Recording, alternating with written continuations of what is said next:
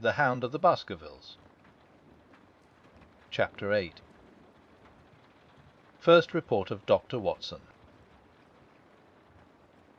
From this point onward I will follow the course of events by transcribing my own letters to Mr. Sherlock Holmes, which lie before me on the table. One page is missing, but otherwise they are exactly as written, and show my feelings and suspicions of the moment more accurately than my memory, clear as it is upon these tragic events, can possibly do. Baskerville Hall, October 13th. My dear Holmes, my previous letters and telegrams have kept you pretty well up to date as to all that has occurred in this most God-forsaken corner of the world. The longer one stays here, the more does the spirit of the moor sink into one's soul, its vastness, and also its grim charm. When you are once out upon its bosom, you have left all traces of modern England behind you. But, on the other hand, you are conscious everywhere of the homes and the work of the prehistoric people. On all sides of you, as you walk, are the houses of these forgotten folk, with their graves and the huge monoliths which are supposed to have marked their temples. As you look at their grey stone huts against the scarred hillsides, you leave your own age behind you, and if you were to see a skin-clad, hairy man crawl out from the low door, fitting a flint-tipped arrow on to the string of his bow, you would feel that his presence there was more natural than your own. The strange thing is that they should have lived so thickly on what must always have been most unfruitful soil. I am no antiquarian, but I could imagine that they were some unwarlike and harried race who were forced to accept that which none other would occupy. All this, however, is foreign to the mission on which you sent me, and will probably be very uninteresting to your severely practical mind. I can still remember your complete indifference as to whether the sun moved round the earth or the earth round the sun. Let me, therefore, return to the facts concerning Sir Henry Baskerville. If you have not had any report within the last few days, it is because up to today there was nothing of importance to relate. Then a very surprising circumstance occurred, which I shall tell you in due course. But, first of all, I must keep you in touch with some of the other factors in the situation. One of these, concerning which I have said little, is the escaped convict upon the moor. There is strong reason now to believe that he has got right away, which is a considerable relief to the lonely householders of this district. A fortnight has passed since his flight, during which he has not been seen, and nothing has been heard of him. It is surely inconceivable that he could have held out upon the moor during all that time. Of course, so far as his concealment goes, there is no difficulty at all. Any one of these stone huts would give him a hiding-place. But there is nothing to eat unless he were to catch and slaughter one of the moor sheep. We think, therefore, that he has gone, and the outlying farmers sleep the better in consequence. We are 4 able-bodied men in this household, so that we could take good care of ourselves. But I confess that I have had uneasy moments when I have thought of the Stapletons. They live miles from any help. There are one maid, an old man-servant, the sister, and the brother, the latter not a very strong man. They would be helpless in the hands of a desperate fellow like this Notting Hill criminal if he could once effect an entrance. Both Sir Henry and I were concerned at their situation, and it was suggested that Perkins the groom should go over to sleep there. But Stapleton would not hear of it. The fact is that our friend, the baronet, begins to display a considerable interest in our fair neighbour. It is not to be wondered at, for time hangs heavily in this lonely spot to an active man like him, and she is a very fascinating and beautiful woman. There is something tropical and exotic about her which forms a singular contrast to her cool and unemotional brother. Yet he also gives the idea of hidden fires. He is certainly a very marked influence over her, for I have seen her continually glance at him as she talked, as if seeking approbation for what she said. I trust that he is kind to her. There is a dry glitter in his eyes, and a firm set of his thin lips, which goes with a positive and possibly a harsh nature. You would find him an interesting study.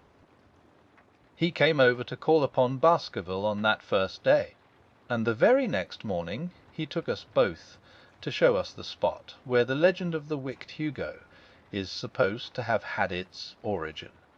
It was an excursion of some miles across the moor to a place which is so dismal that it might have suggested the story. We found a short valley between rugged tors which led to an open, grassy space flecked over with the white cotton grass. In the middle of it rose two great stones, worn and sharpened at the upper end until they looked like the huge corroding fangs of some monstrous beast. In every way it corresponded with the scene of the old tragedy. Sir Henry was much interested, and asked Stapleton more than once whether he did really believe in the possibility of the interference of the supernatural in the affairs of men. He spoke lightly, but it was evident that he was very much in earnest. Stapleton was guarded in his replies, but it was easy to see that he said less than he might, and that he would not express his whole opinion out of consideration for the feelings of the baronet. He told us of similar cases where families had suffered from some evil influence, and he left us with the impression that he shared the popular view upon the matter. On our way back we stayed for lunch at Merripit House, and it was there that Sir Henry made the acquaintance of Miss Stapleton. From the first moment that he saw her he appeared to be strongly attracted by her, and I am much mistaken if the feeling was not mutual. He referred to her again and again on our walk home, and since then hardly a day has passed that we have not seen something of the brother and sister. They dine here tonight, and there is some talk of our going to them next week.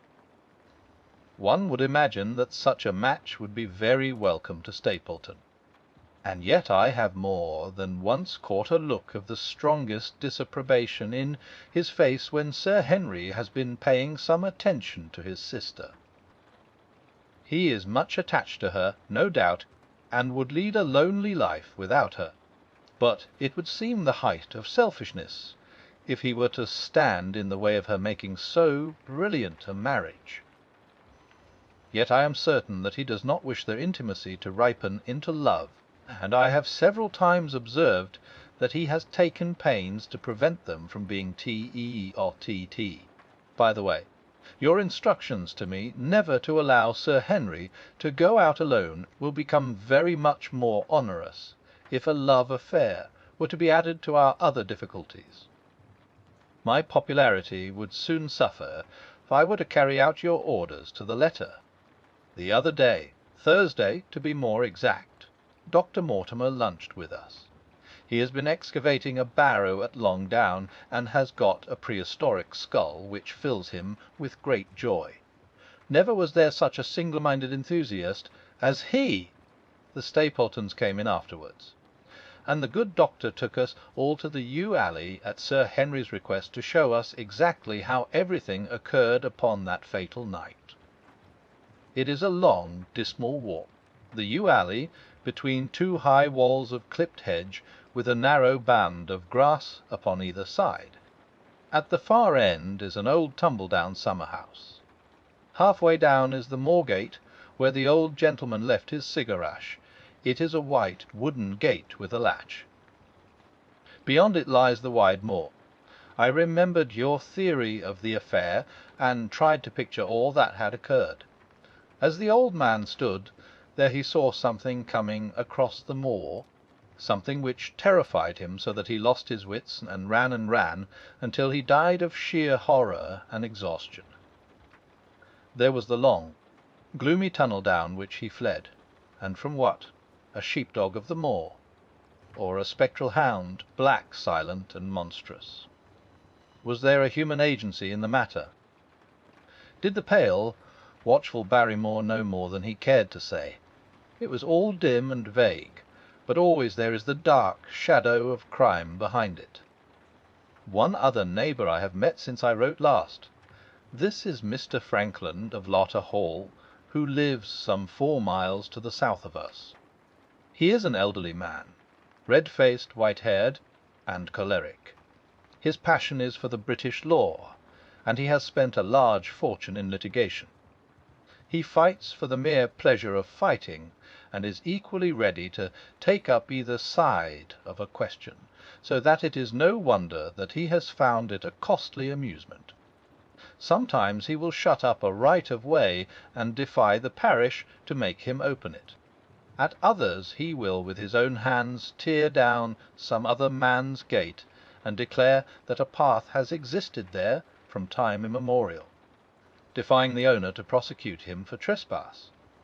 He is learned in old manorial and communal rights, and he applies his knowledge sometimes in favour of the villagers of Fernworthy, and sometimes against them, so that he is periodically either carried in triumph down the village street, or else burned in effigy, according to his latest exploit. He is said to have about 7 lawsuits upon his hands at present, which will probably swallow up the remainder of his fortune, and so draw his sting, and leave him harmless for the future. Apart from the law he seems a kindly, good-natured person, and I only mention him because you were particular that I should send some description of the people who surround us. He is curiously employed at present, for, being an amateur astronomer, he has an excellent telescope, with which he lies upon the roof of his own house, and sweeps the moor all day in the hope of catching a glimpse of the escaped convict. If he would confine his energies to this all would be well, but there are rumours that he intends to prosecute Dr. Mortimer for opening a grave without the consent of the next of kin, because he dug up the Neolithic skull in the barrow on Long Down. He helps to keep our lives from being monotonous, and gives a little comic relief where it is badly needed. And now, having brought you up to date in the escaped convict, the Stapletons, Dr. Mortimer, and Frankland of Lotter Hall, let me end on that which is most important, and tell you more about the Barrymores, and especially about the surprising development of last night. First of all about the test telegram, which you sent from London in order to make sure that Barrymore was really here. I have already explained that the testimony of the postmaster shows that the test was worthless, and that we have no proof one way or the other. I told Sir Henry how the matter stood, and he at once, in his downright fashion, had Barrymore up and asked him whether he had received the telegram himself. Barrymore said that he had. "Did the boy deliver it into your own hands?" asked Sir Henry. Barrymore looked surprised, and considered for a little time. "No," said he. "I was in the box-room at the time, and my wife brought it up to me." "Did you answer it yourself?" "No, I told my wife what to answer, and she went down to write it." In the evening he recurred to the subject of his own accord. "I could not quite understand the object of your questions this morning, Sir Henry," said he. "I trust that they do not mean that I have done anything to forfeit your confidence." Sir Henry had to assure him that it was not so, and pacify him by giving him a considerable part of his old wardrobe, the London outfit having now all arrived. "Mrs. Barrymore is of interest to me. She is a heavy, solid person, very limited, intensely respectable, and inclined to be puritanical. You could hardly conceive a less emotional subject. Yet I have told you how, on the first night here, I heard her sobbing bitterly, and since then I have more than once observed traces of tears upon her face. Some deep sorrow gnaws ever at her heart. Sometimes I wonder if she has a guilty memory which haunts her, and sometimes I suspect Barrymore of being a domestic tyrant. I have always felt that there was something singular and questionable in this man's character, but the adventure of last night brings all my suspicions to a head. And yet it may seem a small matter in itself. You are aware that I am not a very sound sleeper, and since I have been on guard in this house my slumbers have been lighter than ever. Last night, about 2 in the morning, I was aroused by a stealthy step passing my room. I rose, opened my door, and peeped out. A long black shadow was trailing down the corridor. It was thrown by a man who walked softly down the passage with a candle held in his hand. He was in shirt and trousers, with no covering to his feet. I could merely see the outline, but his height told me that it was Barrymore. He walked very slowly and circumspectly, and there was something indescribably guilty and furtive in his whole appearance. I have told you that the corridor is broken by the balcony which runs round the hall, but that it is resumed upon the farther side. I waited until he had passed out of sight, and then I followed him. When I came round the balcony, he had reached the end of the farther corridor, and I could see from the glimmer of light through an open door that he had entered one of the rooms.